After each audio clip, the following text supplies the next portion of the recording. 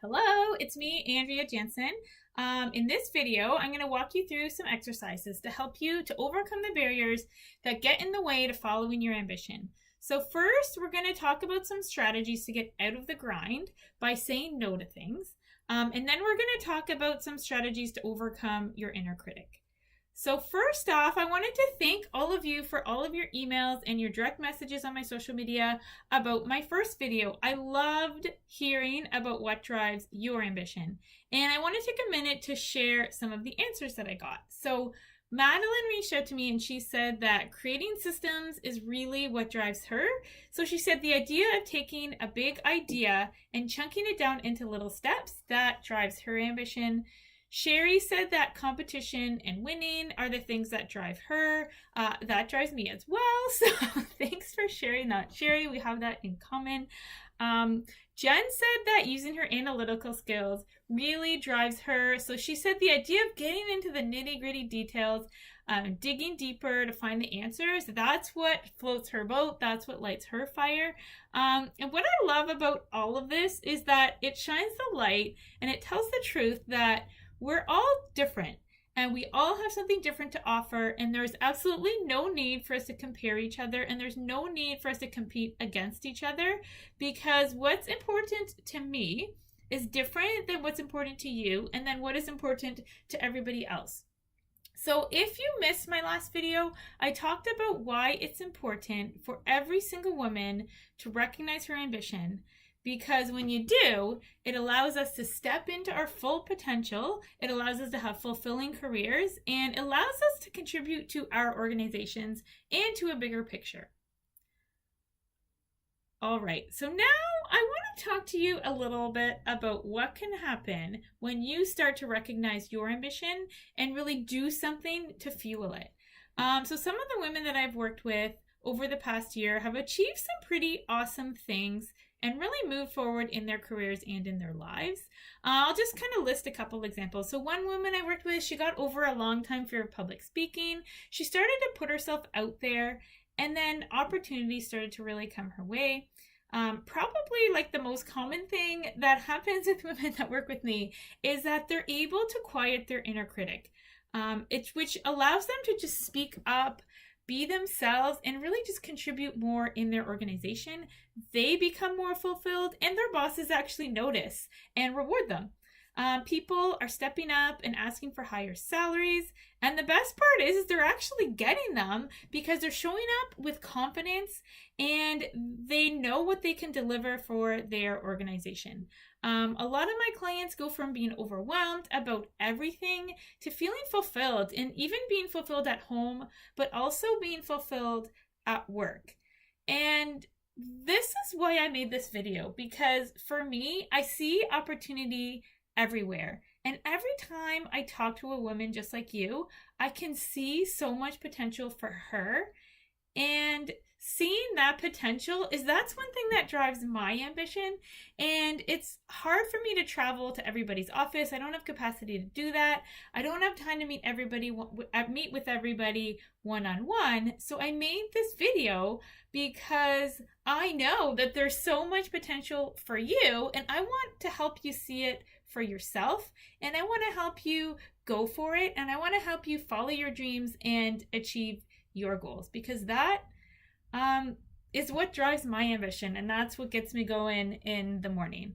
So why do I do this? So I want to take a few minutes to tell you my story about what happened when I lost sight of my ambition, and then how I got it back. So I spent 15 years climbing the corporate ladder. So I got my MBA, I went back to school to get an executive coaching certificate, I navigated the politics, I changed companies, always to get ahead, always to move forward, always for something bigger, always just for something more, building my career. And then in 2017, after the birth of my third child, I looked at my career, and to be honest, I felt a little bit disappointed. I felt like I had very little direction, and to be honest, I felt like it was a bit of a mess and I didn't really know what to do. And I felt like this career that I had spent so much time and energy building was going nowhere, and it felt like it was going nowhere fast. And so what happened to me? I got some coaching, I did a lot of searching, I met with a lot of people, and then I started to recognize my ambition, and I figured out the things that excited me, and I figured out what are the things that I have, what are my talents, what is my experience, and how can I leverage that to take my career to the next level. And as soon as I kind of had that realization, I started to see things differently. So I started to see opportunities that were right in front of me for the taking. And the interesting thing that happened is when I looked back, those opportunities were always there, but my head was so down. I was stuck in the grind. I was overwhelmed. I didn't really believe in myself that I couldn't even see those opportunities, or maybe I did, but I didn't have the confidence to step up and put my hand up and say, yes, I want to go for this. So that's what happened to me. And then as soon as I started to be more ambitious, I saw those opportunities and I just put myself out there a little bit, and amazing things happened, and they literally like blew me out of the water. So one of the first things that happened was that I got invited to be a speaker at a big women's conference in San Francisco. Then I landed some pretty big corporate clients, and through that, I got to travel all over Canada and work with women just like you to help them reignite their ambition and be more ambitious in their organizations. And the really cool thing that happened is that people started going out of their way to help me and to support me and to help me open these doors, because they could see that I was working towards something bigger and something that was important to me, and they could see my ambition, and then it was contagious and they wanted to be more ambitious themselves. And there is a lot of talk these days about the gender gap. You know, the fact that women make less money than men and are underrepresented at all levels of leadership in every single industry. Yes, it's true. And if you want to read about it, I've put a link below this video. And it's a study by LinkedIn that showed that there is a higher percentage of men in leadership positions in every single industry than women, and that men are actually rising to leadership at a faster rate than women.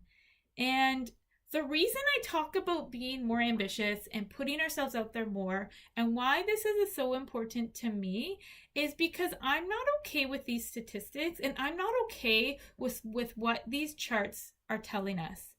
And I believe that every single one of us has a role to play in closing this gender gap. And I would like for things to be different for my daughter, who right now is 4 years old.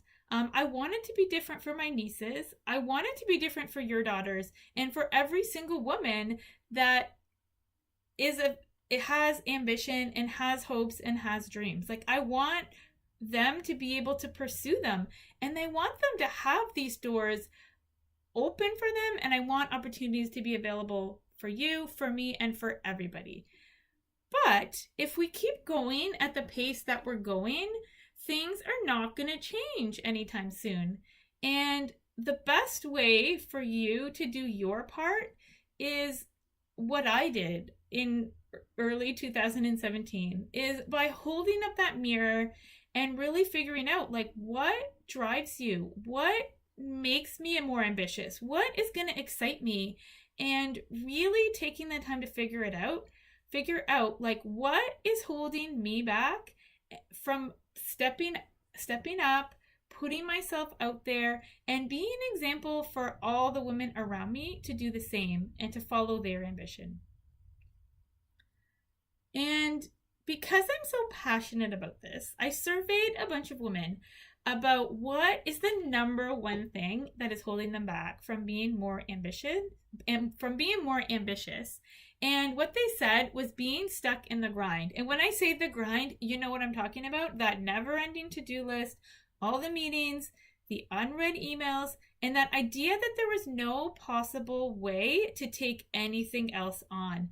And when we're in the grind, stuck deep in the grind, the idea of more responsibility at work, so taking on a bigger project, taking on a leadership role, it's a major turnoff, because we just feel like there's absolutely no time at all to take that on. So I want to tell you a story that really challenges this idea of your plate being too full. And and it's about Grey's Anatomy. So it's a very simple, relatable story. And so I binge watched that show when my son was a newborn, and I loved Meredith Grey, the main character, and she's played by Ellen Pompeo, and she has been playing this role for 14 seasons. So if you can imagine a creative professional doing the same job for 14 years, that is pretty much the definition of the grind. And then one day, so Debbie Allen, who's one of the directors on the show, asked Ellen Pompeo if she would step up and direct an episode. And this is what Ellen said, and that this is pretty typical to what a lot of women say. I have a new baby at home, 2 other adorable kids, a husband, 3 dogs, 4 chickens, and a fish. And I told Debbie that I couldn't possibly be here another minute than I already am. And so Debbie could really see the potential in Ellen, and she wouldn't take no for an answer. So she asked Ellen, she said, Ellen, what is holding you back? And this is what Ellen said. She said, I don't understand the language and how to communicate with the camera people. She said, I get how to direct the actors. I speak their language. I could tell them what to do, but I don't know how to tell the camera people what to do. And Debbie said, okay, let's get you to shadow a director for a couple days and then you can do it. And so she did it. And this is what Ellen said. She said, I've had seasons where I didn't think I could do this anymore. But then something happens, and the change that brings inspires, invigorates, and re-energizes you. And that is what directing is doing for me here. It makes it feel different, so it doesn't feel like that same show anymore to me. I will absolutely direct again. I have been having a ball. So if you look at Ellen's situation, she had so much on her plate, and she didn't have time to add anything else. But what got her out of the grind was actually looking at her situation differently and changing things up a bit so that she could get out of the grind and do something that was fulfilling to her on a creative level. So what does this mean for you? It means that feeling that your plate is really, really full and you can't take on anything else, it means that it's time to challenge that. And I want to challenge you to look at your situation through a different lens and think about if something might be more fulfilling and if that new thing might be what it takes for you to get out of the grind. And now I want you to open up your notebook and I want you to go to the section called Getting Out of the Grind, Exercise A. In this exercise, it's going to help you to identify what things can come off of your plate to make room for your bigger picture, to make room for things that drive your ambition. It's also going to prompt you to say no more often, and it's going to help you to see some opportunities that are right in front of you and give you the tools so that you can pursue them. And these are the things that excite you. These are the things that are going to fuel your ambition. And these are the things that you haven't been able to take on because all of the other things on your plate. So I want you to pause the video right now and do this exercise and answer these questions honestly. And if you don't have the workbook yet, there is a link below this video. So pause the video right now and do the exercises, and the link is below. So now that you've done these exercises, I want to introduce you to the idea of the bigger yes. The bigger yes is all the things that add fuel to your fire, the things that excite you, and the things that drive your ambition. So if you could do more of these things every single day, you'd be happy, fulfilled, and you'd feel like you're striving for more. So go back to the ambition section of this workbook if you need a refresher, because those are your 3 words that drive your ambition. Those are the things that we're trying to add to our plate. These things that drive your ambition, this is your bigger yes. So I want to challenge you in the next week to say no to something, and I want you to start with just one thing. But before you actually utter the words no, I want you to visualize the bigger yes. So really think about, what is it going to be like if I could this week spend some time doing the things that drive my ambition, that excite me, that fuel me, that energize me. And think about that before you say no. And it's going to be a little bit easier for you to start saying no. And one thing that comes up with a lot of people is a lot of people have really, really good intentions on saying no. They visualize the bigger yes. They have all these plans to do these things that are going to move their careers and their life forwards. But then when it comes down to it, they can't actually say that word.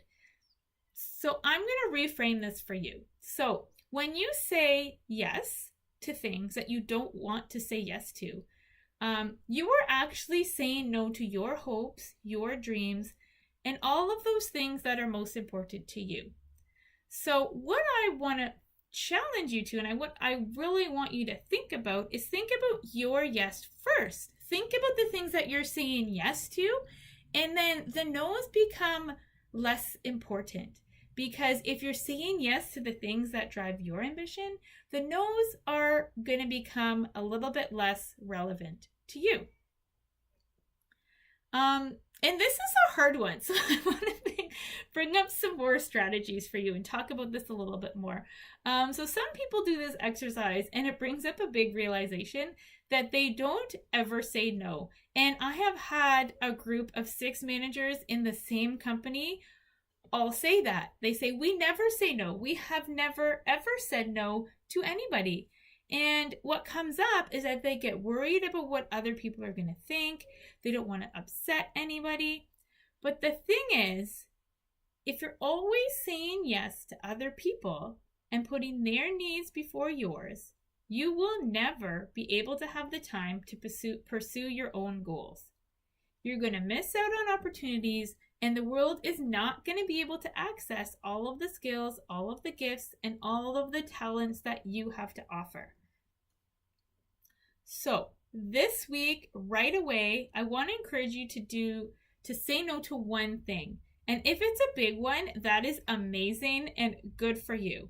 But if it's easier for you, I want you to just start small. So one example could be as simple as, no, I am not going to pick up your kid from school today and bring them to my house for a play date, because my bigger yes is that I'm going to take 20 minutes for myself to do the questions in the Reignite Your Ambition workbook, because that's going to help me move my career forward.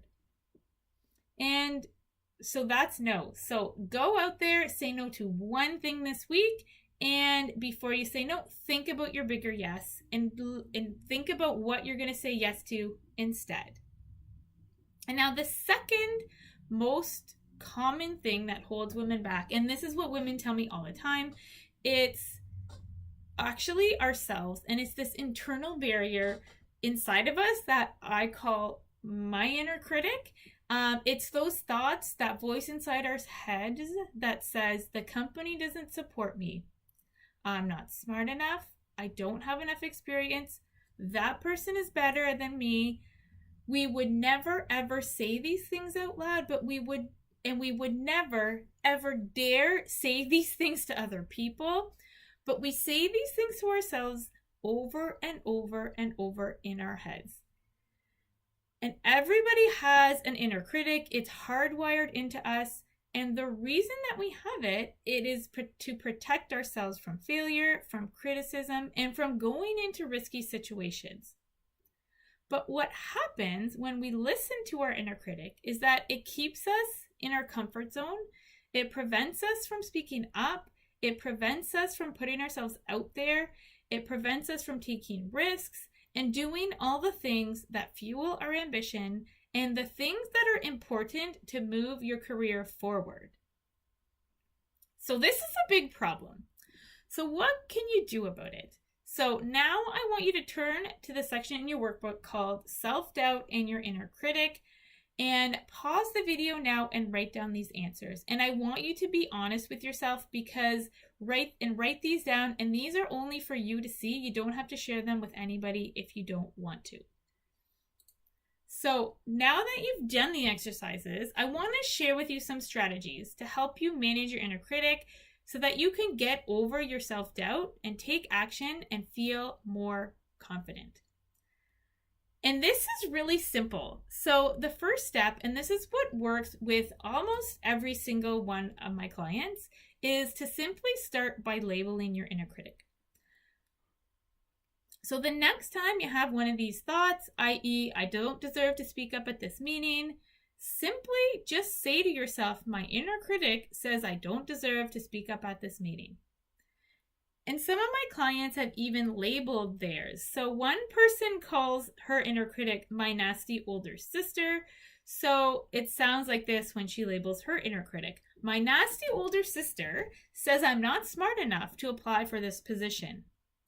And a whole group of women at one of my in-person workshops all decided to label theirs he. And this was actually kind of funny, and it was really awesome that they came up with this. So when they label theirs, it goes like this. He said I shouldn't say anything. He said I won't get the job, so I shouldn't even bother applying.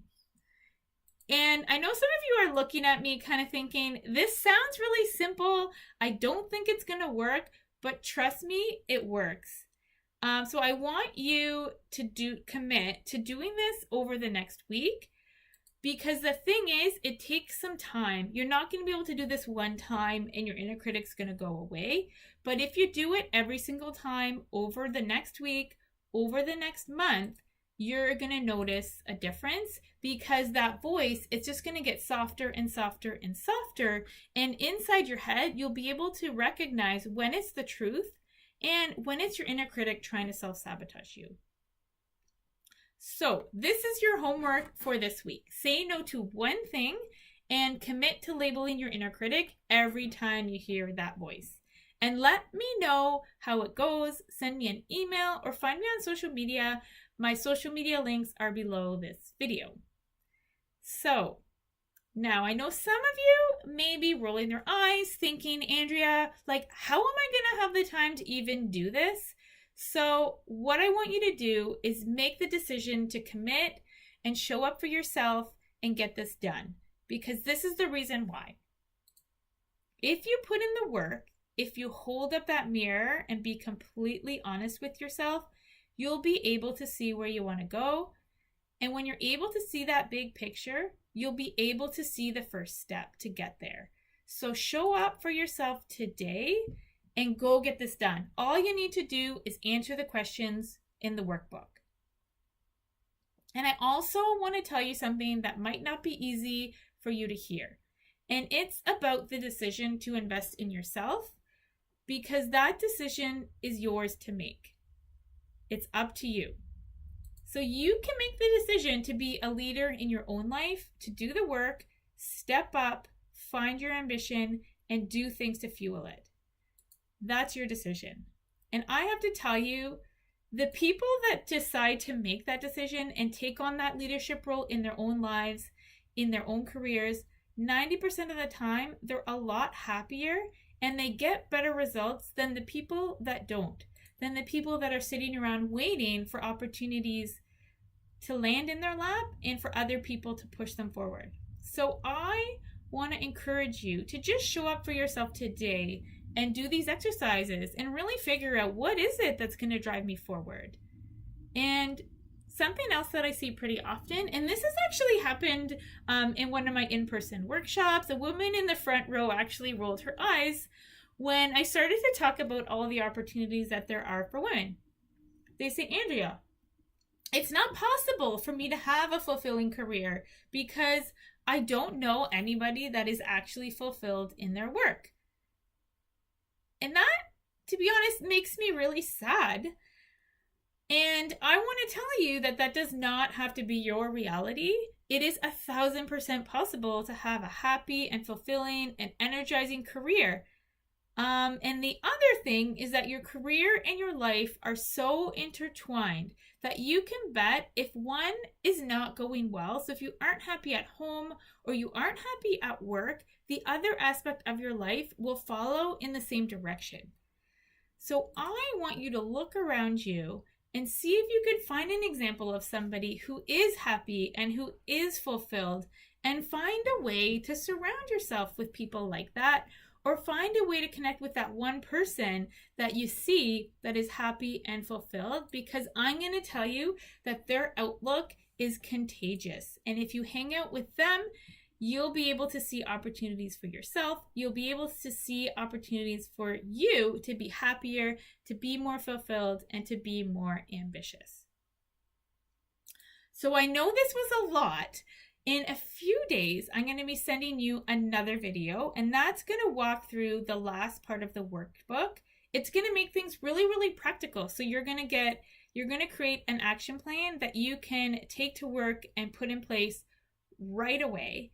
And I'm also going to talk about how you can use your ambition to support other women to be more ambitious. Because I'm going to tell you, it doesn't always come naturally, women supporting other women. We talk about it a lot, but when it comes down to actually doing it, it's not always as easy as it seems. So we're going to talk about that in my next video. So to summarize your homework, I want you to say no to one thing and start labeling your inner critic. And if you have a friend or a coworker that could benefit from this video or the workbook, please share it with them. Or even better, book a coffee date with them and go through the exercises together. And I know this is going to sound really awkward, but when women get together and when they talk about their inner critic out loud, it actually accelerates the results that they get from labeling it all by themselves. And also, another thing you can get a friend to help you with is holding you accountable to start saying no and really using a little bit of competitiveness to start saying no and pushing each other to really open that plate up so that you can fill it with possibilities and things that are going to fuel your ambition and move you forward. So I want to hear from you. I want to hear what you said no to. And more importantly, I want to hear what your bigger yes is. And in my next video, I am going to share with you what I'm going to say no to this week, because I'm going to be doing the same thing. I need to say no to something this week, and I will share it with you in my next video. So that is it for today. I am signing off, and thank you for watching.